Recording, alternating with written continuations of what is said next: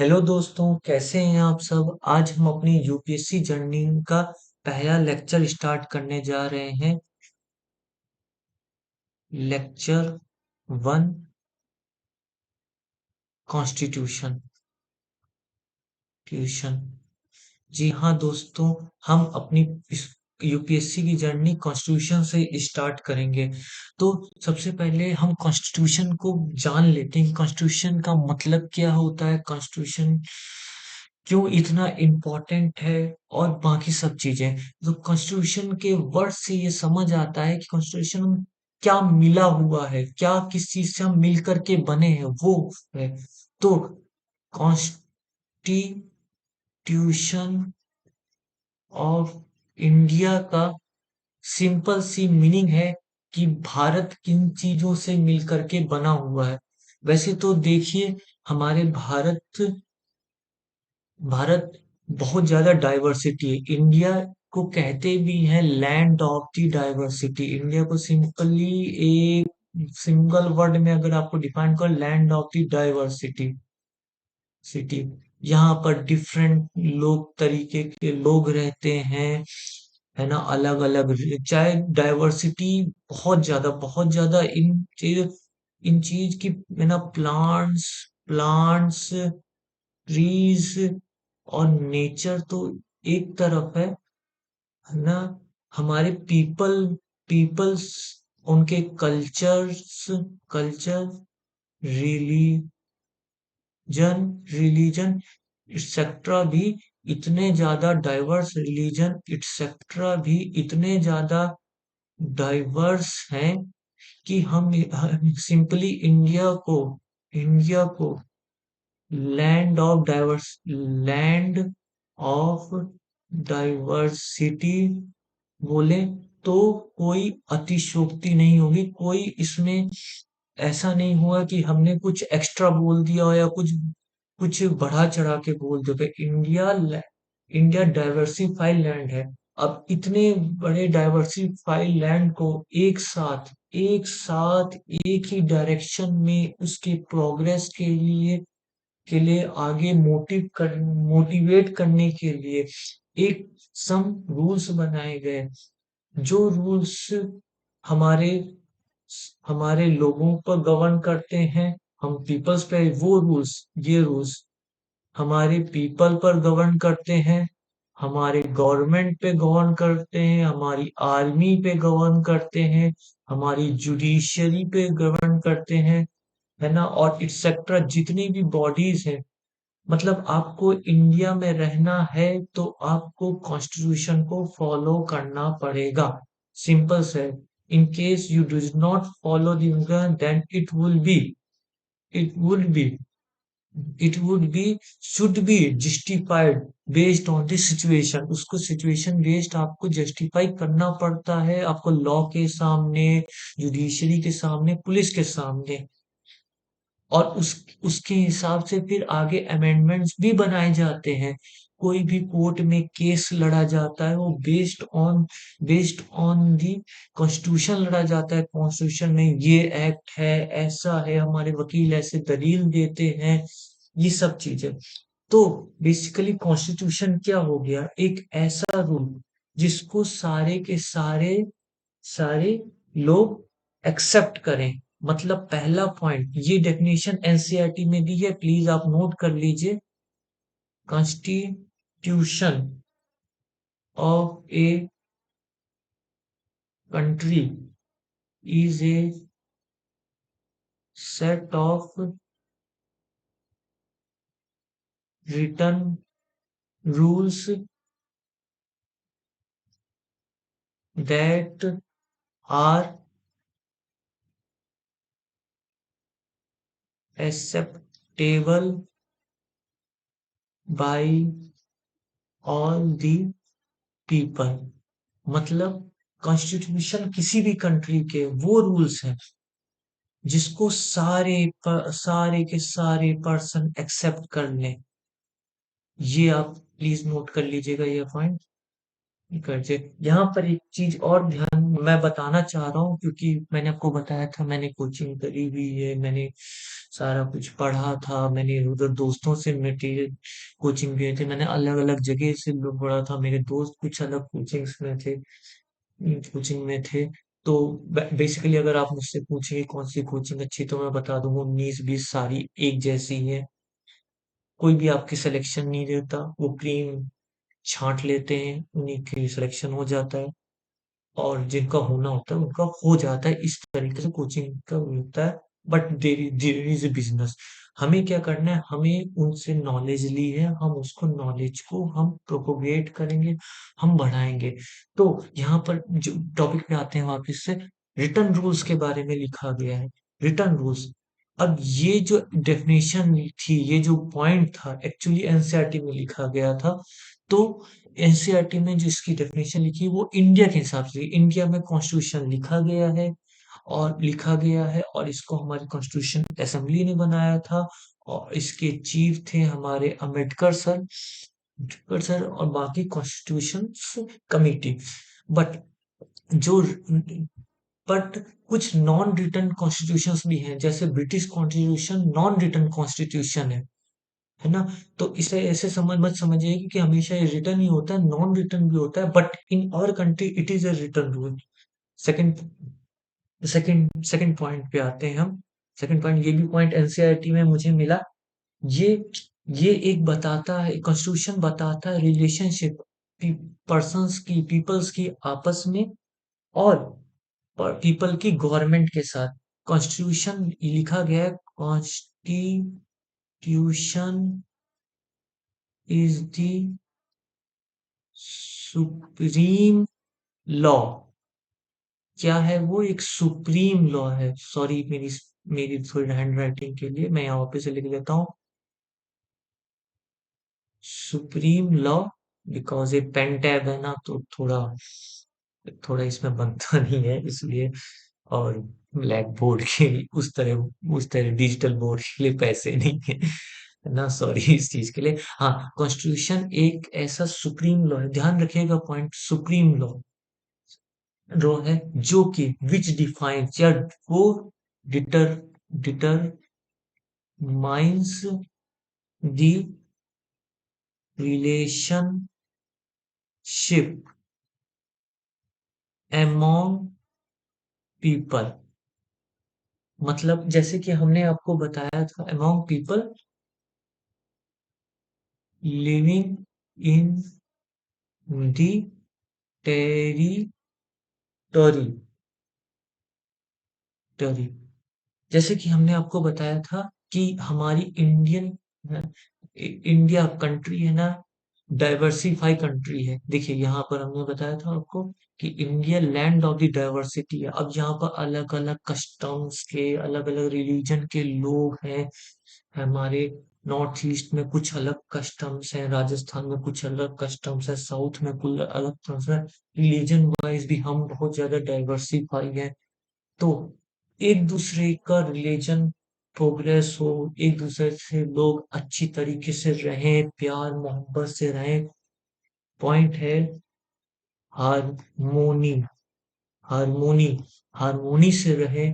इन सब के चीज के लिए, इसके लिए एक एक कॉन्स्टिट्यूशन को सुप्रीम लॉ बनाया गया है, जो कि ये बताता है, रिलेशनशिप बताता है उस आपस में लोगों के, और लिविंग इन दी टेरिटरी। और यहाँ टेरिटरी का मतलब हो गया हमारा भारत, हमारा भारत, हमारा भारत। टेरिटरी हमारी भारत है, भारत में रहने वाले लोग आपस में रहेंगे, और प्रेम, सौहार्द, हार्मोनी, लव, ये सब बना रहे। उस चीज को, उस लॉ को बना करके, उस सुप्रीम लॉ को बताया गया, उसको कहता है कॉन्स्टिट्यूशन। और ये जो रिलेशनशिप है पीपल्स की आपस में, उसको कहा जाता है सिटीजनशिप। और जो लोग रहते हैं उनको बताया गया है सिटीजन। सिटीजन लोग रहते हैं उनको बोला गया है सिटीजन।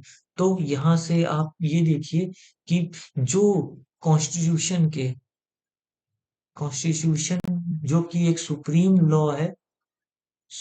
लॉ है, उसको मानते हैं।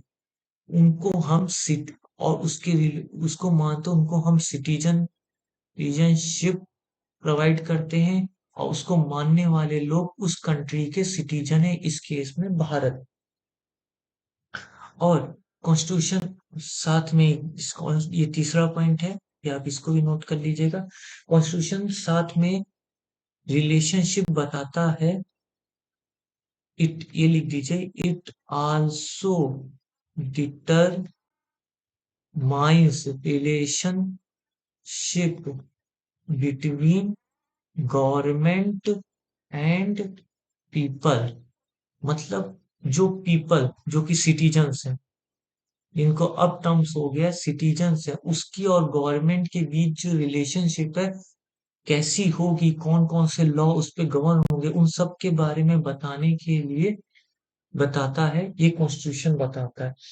अब चौथा पॉइंट है जो मैंने आपसे बोला कि it generates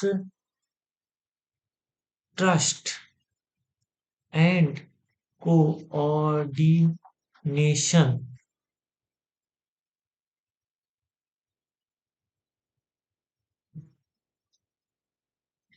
coordination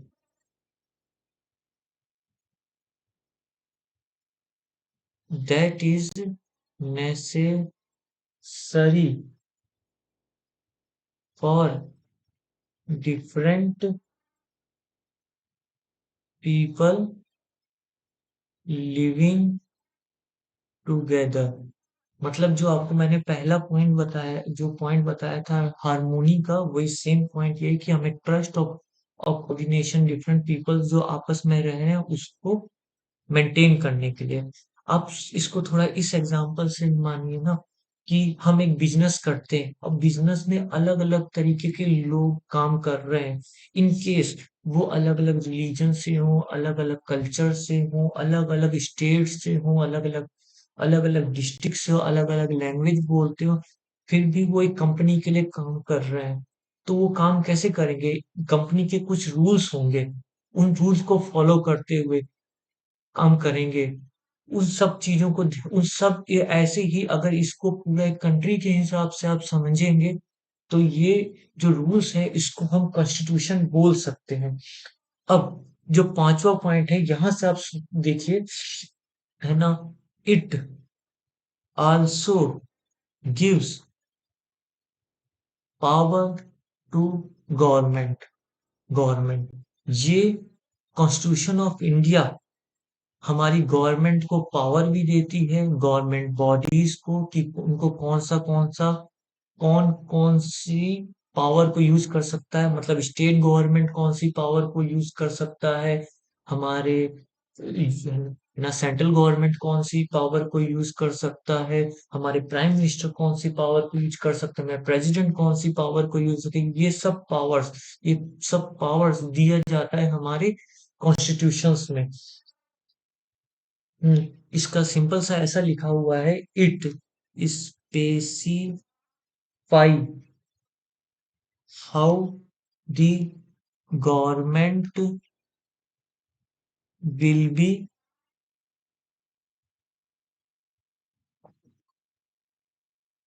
constituted.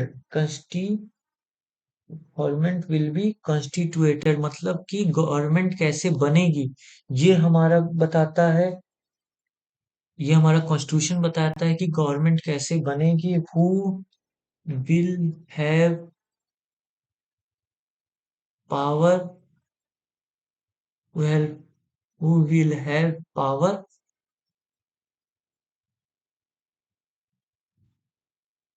have power to take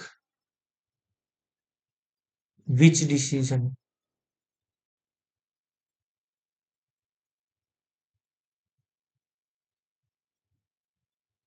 मतलब कौन कौन सा डिसीजन लेगा, मतलब प्रेसिडेंट कौन सा डिसीजन मैंने आपको बता दिया कि प्रेसिडेंट कौन सा डिसीजन लेगा, हमारा, है ना, क्या बोलते हैं, प्राइम मिनिस्टर कौन से डिसीजन लेंगे, हमारे, है ना, क्या बोलते हैं, है ना, सुप्रीम कोर्ट, सेशन कोर्ट, हमारे जुडिशरी कौन से डिसीजन लेंगे, ये सब के पावर इस कॉन्स्टिट्यूशन से ही आए।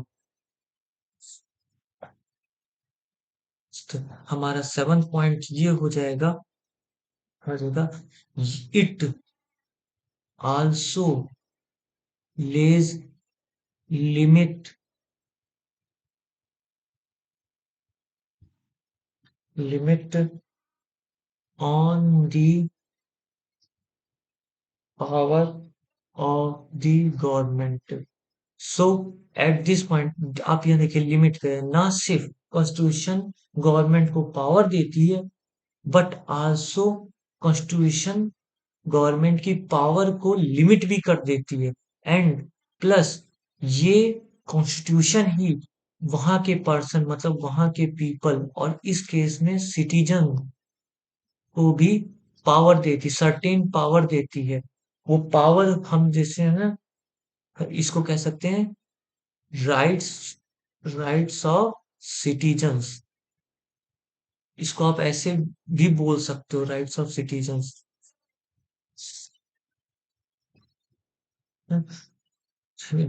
अब इन सब चीजों से आप देख करके क्या समझते हैं? इन सब चीजों से देख करके आप ये देखते हैं कि कॉन्स्टिट्यूशन में हमें फ्यूचर की प्लानिंग जैसे समझ लीजिए कि अगर हमें एक प्रोग्रेसिव सोसाइटी सोसाइटी की तरह आगे बढ़ना है, तो हमें सर्टेन पास पे चलना पड़ेगा, हमें सर्टेन सर्टेन रूल्स पे चलना पड़ेगा, वो रूल्स ही कॉन्स्टिट्यूशन है। आपको याद होगा कॉन्स्टिट्यूशन बनने से पहले हमारा देश परतंत्र था, उस पे अंग्रेजों का शासन था। फिर हमारा देश आजाद हुआ, पार्लियामेंट्री कमेटी बैठी, कॉन्स्टिट्यूशन कमेटी बैठी, बी आर अम्बेडकर जी ने रूल्स रेगुलेशंस बनाए। उन्होंने काफी सारी चीजें सोची समझी। उन्होंने देखा कि अगर हमारा देश आजाद हो रहा है तो हमारे देश को कुछ रूल्स एंड रेगुलेशंस और कुछ रूल्स एंड रेगुलेशंस पे चलना पड़ेगा, ताकि जो फ्रीडम फाइटर जिन्होंने अपना देश लगाया, जो उस टाइम के लोगों के सपने थे, हमारी प्रोग्रेस मतलब आज की जनरेशन है, फ्यूचर की जनरेशन उस प्रोग्रेस को अचीव कर सके, एक हमारा कंस्ट्रक्टिव कंट्री का निर्माण हो सके, एक प्रोग्रेसिव कंट्री का निर्माण हो सके, उस चीज को देख करके। जैसे कि सबसे पहले है जो इन्होंने देखा अम्बेडकर ने कि caste discrimination nation equal rights rights मतलब ये 2 पॉइंट से आप एग्जांपल लगा लीजिए कि अंग्रेजों के समय हमारे हमारे हमारे लोगों के बीच कास्ट डिस्क्रिमिनेशन था, जो अम्बेडकर जी ने फेस किया था, रिलीजियस डिस्क्रिमिनेशन था, कल्चरल डिस्क्रिमिनेशन था। ये सब चीजों को कॉन्स्टिट्यूशन के द्वारा पावर दी गई कि ऐसा किया ही नहीं जा सकता है। कोई भी आपको किसी भी तरीके से डिस्क्रिमिनेट नहीं कर सकता है, ये हमें पावर कॉन्स्टिट्यूशन से मिली। इक्वल राइट्स, अंग्रेजों को एक्स्ट्रा राइट्स थे, इंडियंस को कम राइट्स थे, इन सबको हटा करके इक्वल राइट्स दिया गया कि ना कोई बड़ा ना कोई छोटा।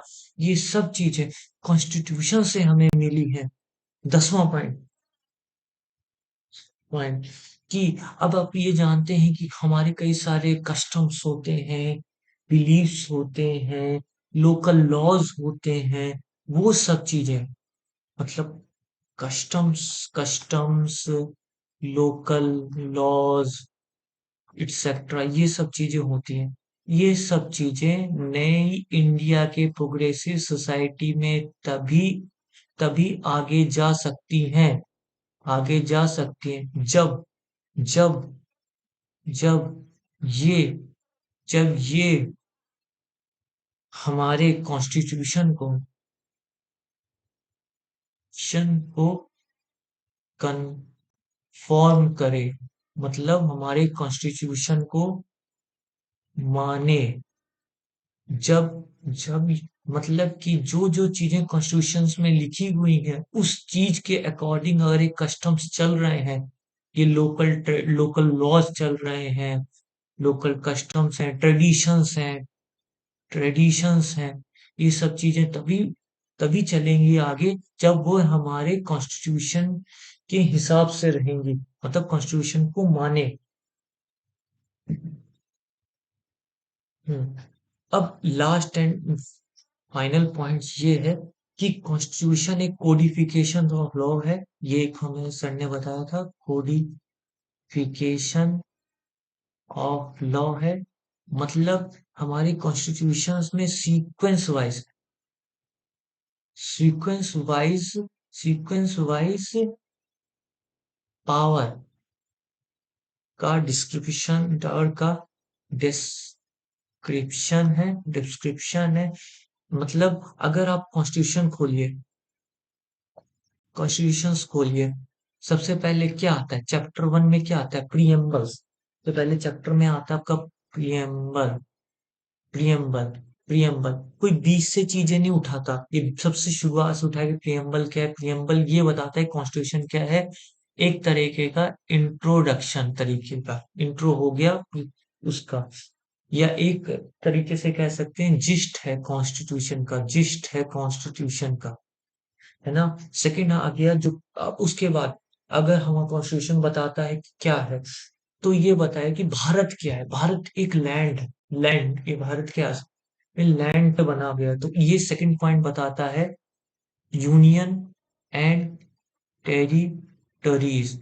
मतलब ये बताएगा आपका यूनियन एंड टेरिटरीज, मतलब कितने कौन कौन सी यूनियन से कौन, यूनियन क्या है, टेरिटरीज क्या है, भारत कहाँ तक फैला हुआ है, इन सब चीजों के बारे। थर्ड, उस यूनियन एंड टेरिटरीज में रहने वाले लोगों के बारे में बताएगा, उनको प्रोवाइड करेगा। सिटीजनशिप के बारे में बताएगा, सिटीजनशिप के बारे में आएगा। फिर उन सब सिटीजनशिप के आगे फंडामेंटल राइट्स उनको प्रोवाइड करेगा। इस तरह आप देखेंगे तो एक प्रॉपर सीक्वेंस में जा रहा है। ठीक है, इसी चीज को बोला गया कोडिफिकेशन।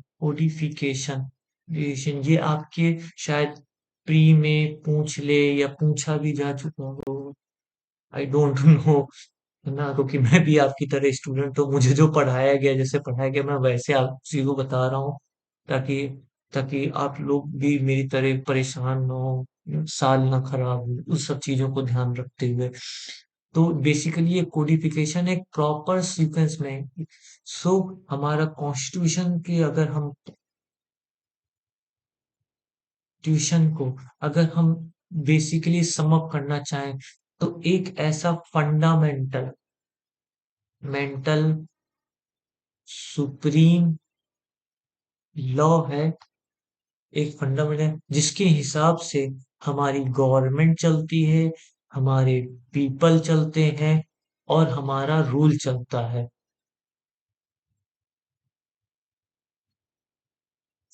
एक ऐसा वर्क है फ्रेमवर्क कह सकते हो आप, एक दायरा। इसके अंदर आप जो करना चाहें, लेकिन इसके बाहर आप किसी को भी, है ना, क्या बोलते हैं, आप इसके फ्रेमवर्क के बाहर आप वो चीज कर रहे हैं जो कि रूल ऑफ द लैंड के बाहर है। मतलब वो कानूनी जायज नहीं है, इस तरीके से समझ लीजिए कि एक ढांचा है, इस ढांचे के अनुसार ही हमें अपनी जीवन, जैसे कि आप अब यहाँ पर कह सकते हैं कि हमारे कस्टम्स अलग अलग हो सकते हैं, गवर्नमेंट तो कॉन्स्टिट्यूशन में दे रखा है कस्टम्स के बारे में। कस्टम्स के बारे में ऐसा दे रखा है कि हमारे कस्टम्स तब तक अच्छे हैं जब तक कि वो हमारे कॉन्स्टिट्यूशन के हिसाब से हो। मतलब कि उसमें डिस्क्रिमिनेशन ना हो, हम किसी को सताए नहीं, तंग ना करें, इन सब चीजों के बारे में। तो थैंक यू आप सबका, ये मेरा पहला लेक्चर है। आप सबका ये मेरा पहला लेक्चर है। आशा करता हूँ कि ये आप सबको अच्छा लगा हो। प्लीज सपोर्ट करिएगा। और मैं आगे आगे अपनी एंड एंड मैं आगे अपना कोर्स स्टार्ट रखूंगा। बिकॉज बिकॉज आई नो कि कितनी दिक्कत होती है एक नए स्टूडेंट्स को दिल्ली में जाकर के भी पढ़ने में कोचिंग करने के बाद बिकॉज़ टाइम नहीं होता, प्रेशर होता है, पैसे खर्च हो रहे होते हैं, इन सब के बीच अगर मैं आपको को बता दूं कि क्या-क्या पढ़ाई कर पाते हैं, कैसे पढ़ाई चल रही है वहाँ पर, तो है ना पूरी-पूरी तो नहीं लेकिन 60-70% इतनी हो जाएगी कि आप फिर आगे आप दिल्ली जाएँ या जाएँ तो आपको दिक्कत ना हो मेरी तरह जो दिक्कत मुझे फेस हुई। तो thank you all, thank you all. हम आगे फिर मिलते हैं।